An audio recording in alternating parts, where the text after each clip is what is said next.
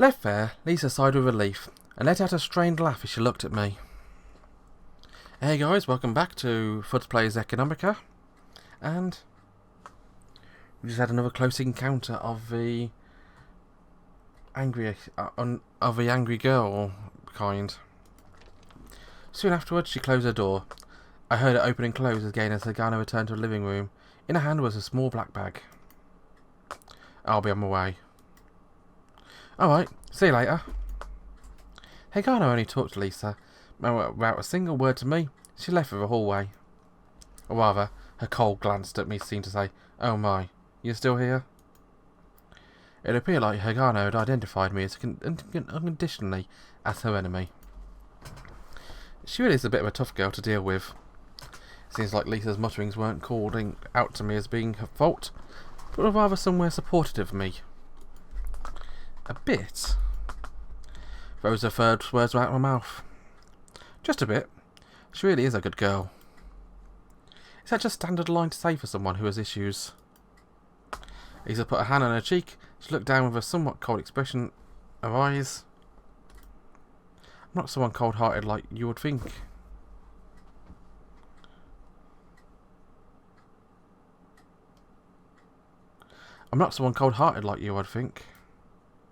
Okay, already. You don't need to be angry. Ah, that's better. Lisa smiled from ear to ear as she folded her empty bag carefully. Well, what shall I do? Did you want to have dinner earlier? Huh? I gruffly retorted a question I wasn't expecting.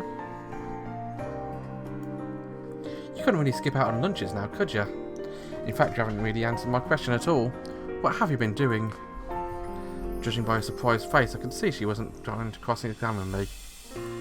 I scratched my head and just mumbled a response. That's fine. I'm going to make dinner, but what do you want to do? Do you want to eat here? Of course it's cheaper than eating now, but I make no guarantees about the taste. You better not make such bad jokes, I want to respond instinctively.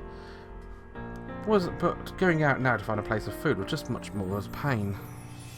If nothing else, I didn't have many qualms about that anyway. If you're offering food here, then that's fine. I don't want to deal with the cops anyway. As long as it isn't poisonous, I'm fine with it. Not a problem. If you want to eat now, I'll start cooking then. Well, I wouldn't be a pain to have to cook multiple times.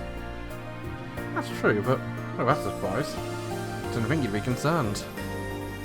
I might have run away from home, but that doesn't mean I'm some uncivilized delinquent. Lisa sighed lightly at my insistence. That sounds like something a common thug would say. Oh, shut up. Regardless of whether I cook now or later, I'll let you know that Hagana will be home late. Actually, when I'm not watching out for her, she doesn't seem even need to feed herself properly, so I was planning on eating with her. However, after seeing what happened earlier, I kind of wonder if you are the same as well.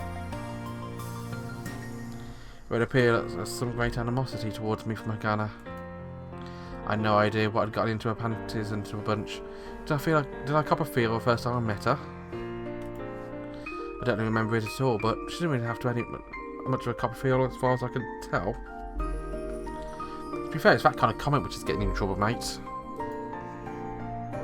Of course, it is my intention for us to sit at a dinner meal in friendship.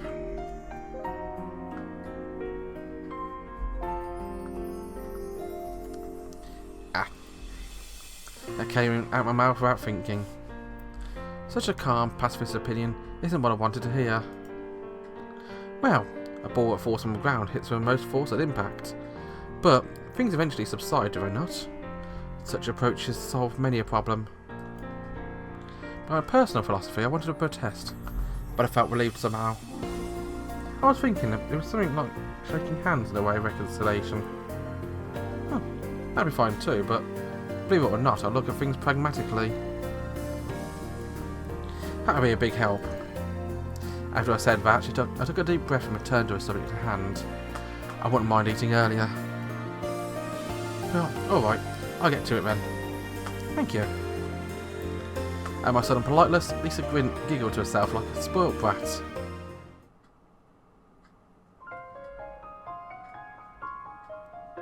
Out came bean soup, fish meunier, and bread. And I nearly misread that as fish manure then. Look at that sky. It's a beautiful sky outside. And windows on two sides as well. Window in the kitchen, over here, and windows here. That's a very nice house, actually. The beans were grown by a neighbour. The fish was a type of trout was shed from a bunch fished out of a canal around town, and the bread was cheap leftovers from a bakery apparently. I thought they might have been leftovers or maybe poisonous, but it all tasted good, so I was left unstunned. For fisherman bread, really? So, how much oil was this going to run me? I asked Lisa if she was making tea. She gave me a bit of a grim look. Perhaps she didn't like talking about money. Roughly 10 moors a day. You gotta love that look on her face. She's so sweet. Isn't that a bit much? I imagine she didn't go out too often. Even without saying, the exchange rate for Moor was fairly high. She imports on Murphy were rather cheap. Lunar citizens import a lot of daily essentials, so the effects of the exchange rate were quite obvious. When I looked at Lisa with dissatisfaction, Lisa answered back with a serious face. This includes a lodging. You could have said that earlier. When it comes to money matters, you're to a point, aren't you? Seems like you're trying to test me. With that, she handed me a cup of tea, but some green tea I was used to drinking back at home. It was a type of Chinese tea that uses fermented tea leaves, but the name wasn't coming to me. I think you're talking about chai, aren't you? Of course, it's not like I'm running away from home only to return when I'm out of money, you know. What? But at this rate, won't things get worse? Even if your conviction is strong, what will you do from here? So that's what this is about. I get it now. If I can put you up, as you can see around you, we aren't exactly financially well off here. If you run out of resources, it will not be possible to support you. Basically, I'm going to have to work with my meals, right? Exactly. The motto of our church is everyone a responsibility. A theologian a millennium ago once said that manual labour is sacred. I replied immediately. I have no objections. Oh, how honest. Obviously. In that case, I can introduce you to a variety of jobs. What would you be interested in? Huh? When I was out shopping, I gathered some information here and there. There are people I've known for a long time, so I can trust them. There are people who come from hardship, so people like you, well, you can understand in any case, it seems a lot of them are short-handed. Would you be interested in working in the kitchen, delivery work, construction, or cleaning? Lisa smiled from the other end of the table. Wait, weren't all those low-wage jobs for unskilled labourers? I reached out for a neglected piece of bread with my hands slapped lightly.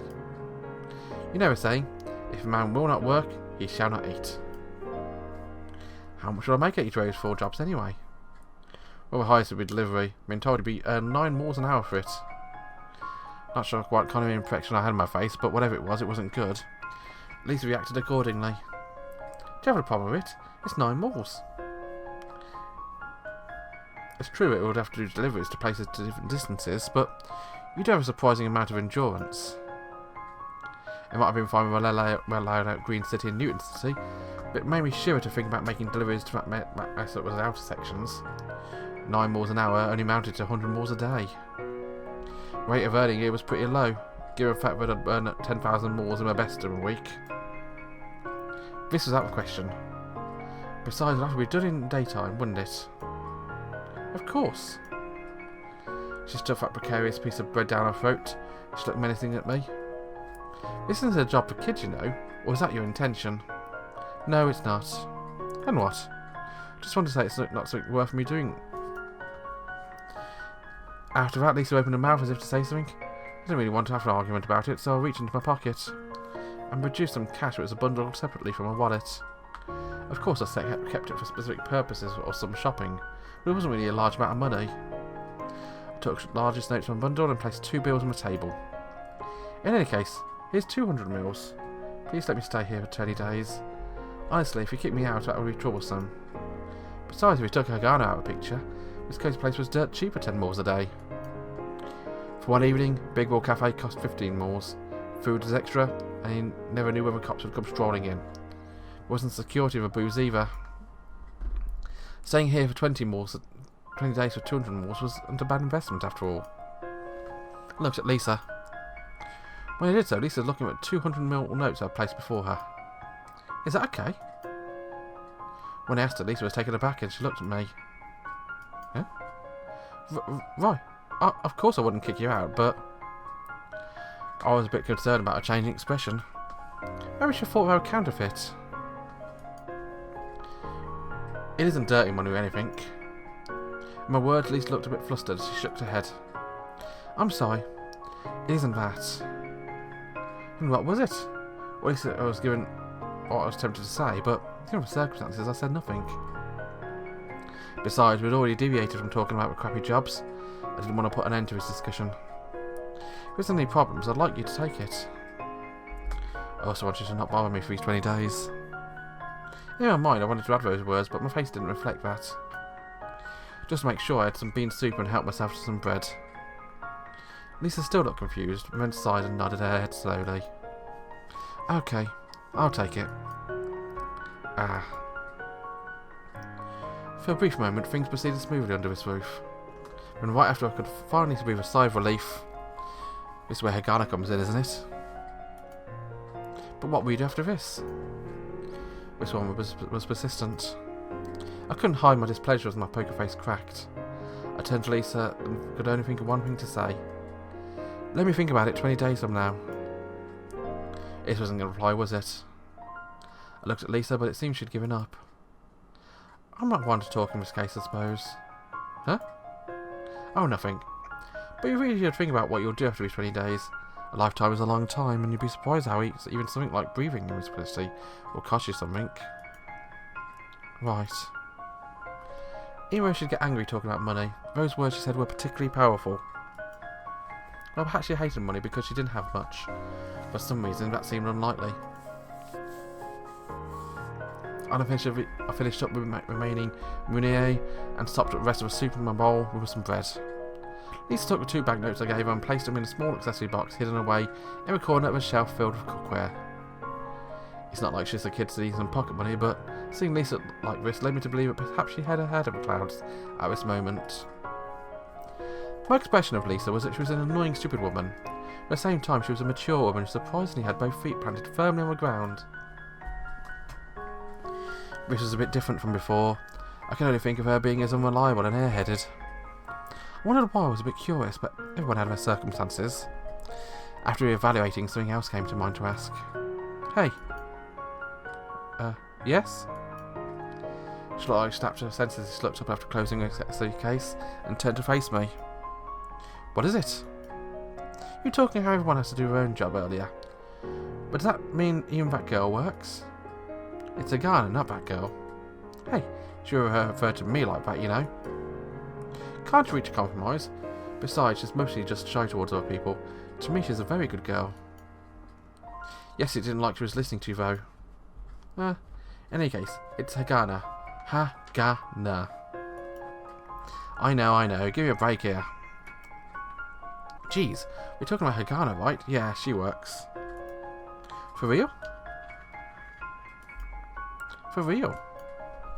Oh, that look at her face. I got annoyed when she said like that, sounded like a street thug, but to copy me like that was irritating. Stop trying to act tough and talk normally. Be quiet, you. I retorted if I didn't have anything else to say, as if I was a spoiled child. Even though it was unbearable, it seemed like no match for Lisa. But it's true though, that girl's working as a teacher. A teacher? What? I wasn't putting on airs, I was honestly surprised. Mouth agape, I looked at Lisa and repeated, a teacher? Her?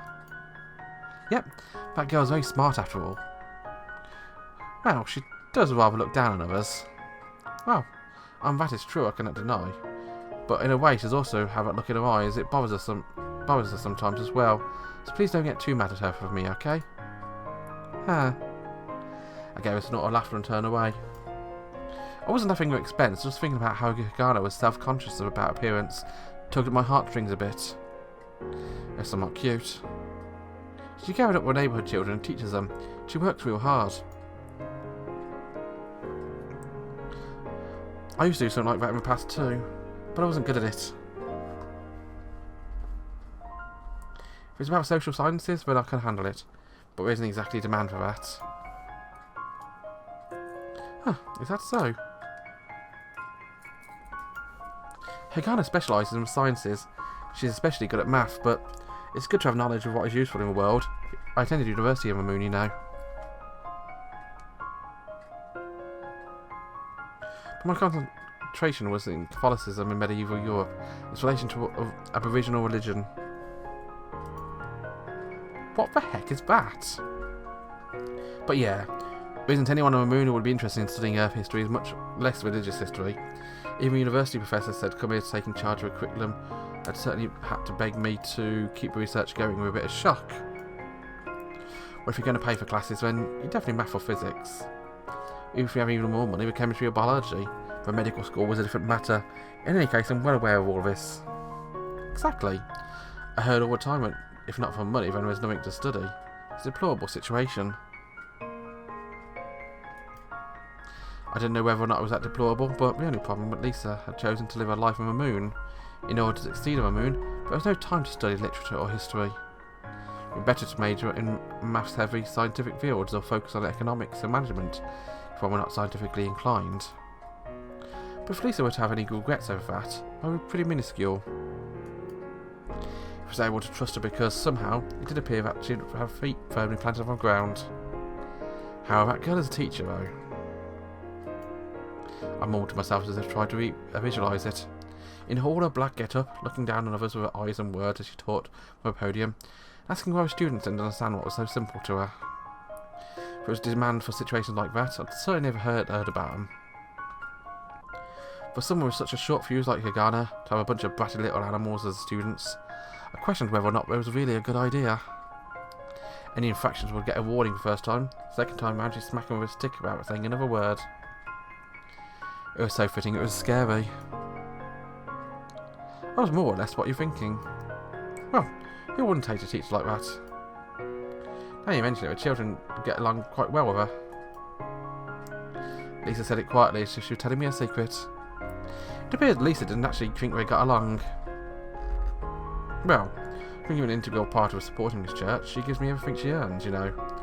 Even though the Lord warns her against greed, he doesn't wish for extreme poverty either. I don't really get it, but I understand that appearances can be deceiving. That's right. If I were to make a decision on just what I see, I wouldn't have come to your aid. Whatever. Thanks for the meal. Also, it didn't taste half bad. No, really? But Hagana doesn't really like it that much. As I stood up from my chair, something came to mind. Maybe put a bit too much seasoning in there? I prefer stronger flavours, but it's fine with me, but...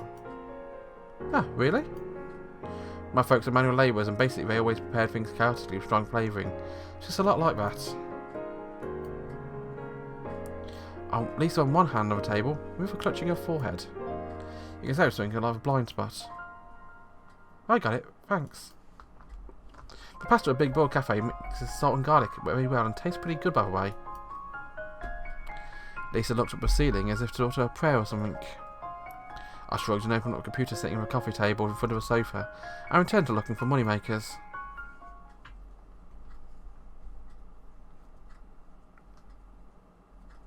The moon had low gravity, so it was common to utilise the spring when doing any weight training. A rod and coil made for that purpose and been sold online was a rather popular product. However, it's questionable how many bought it actually used it. After all, a fitness company made a fortune selling sets of rods and coils and managed to sell over 3 million sets, including similar items. No matter how you looked at it, any single set would have been more than sufficient. In fact, the population of the moon was about 700,000 people, where tourists would save that number up to 1 million. There were many people out there who would buy it and not use it, knowing that a new model was on the way. Even if the equipment was used properly, there was a matter of using it for more difficult applications, and then the user manual would neglect to note this. The word of my stubborn old-fashioned father would repeat in my head while I did weight training. Weights on my arms, shoulders, backs and abs. I would do balance training involving handstands and somersaults, which would go on for no more than 20 minutes. Since I wasn't aiming to be an athlete, any training beyond that wasn't really necessary. If nothing else, the people who came from the town my folks were from, the kind who would never tell a lie, would all say in unison, "Take care of her body, for it will always be useful." with a height of net prosperity, below gravity, and a near unlimited supply of electrical power on the moon. Physical labour categorised as being the lowest of the low in terms of recognition. There weren't many people who made it big with physical labour. At best, there was always consideration of those who worked in show business, but even the ones that got paid a big money when reactors were toured away in their craft, but people who managed them. However, after leaving home and taking the time to observe things outside of the boundaries of a world society, I've come to understand that there was a lot of truth in those words. Even after evading the police and bringing you back home, I realised that it was just some useful advice to be had. As expected of those seasoned veterans who escaped from the jaws of guerrilla food fighters, secret police, and military juntas. I wiped the sweat off my towel, but my clothes were the same clothes Lisa and Hagana were complaining about before. After 2 washes, I'd probably finally got the spell, but I had a feeling I'd wash away something like an important mark of readiness that had been stained into the clothes for at least 3 months. One thing I'd become aware of after leaving home was that people were relaxed by the smell of detergent. The word cleanliness had a rather weak image. Then again, this wasn't half bad. I stretched my back and touched my backpack over my shoulder. And I ended the episode. Well, as ever, thank you very much for watching. Hope you're enjoying World End Economica. I really am actually enjoying it. It's a decent story. I mean, I'm messing up with words sometimes, coughing and spluttering sometimes, and my headset battery almost died once, but I hope you're enjoying it. Let me know what you think in the comments. There's also a continuing of Valhalla, or a prequel technically of Valhalla, which I do want to do at some point. Not quite sure when, but that's something else to look forward to as well. But as ever, thank you very much for watching. Have a wonderful day. Bye bye.